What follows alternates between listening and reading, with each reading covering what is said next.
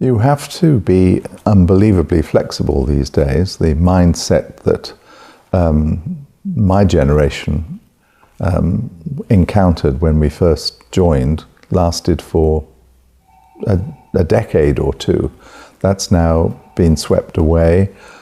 People have to be able to demonstrate flexibility across the board, both in terms of subjects dealt with, the kind of diplomacy, whether you are negotiating the end of a conflict or helping nation rebuilding. These are concepts which were only dimly perceived 40 or 50 years ago. So these are important skills to bear in mind, a kind of new take on diplomacy.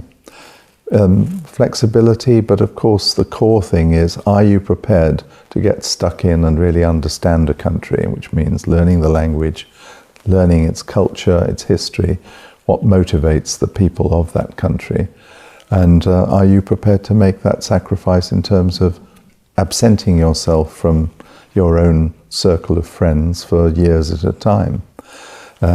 My experience was perhaps unusual in that I spent nearly 20 years on the trot abroad. So for nearly 2 decades, I never lived among my original circle of friends. But you have to, that's compensated for by the very many interesting people you meet in your time overseas, many of whom will remain firm friends, even if you've very often had to negotiate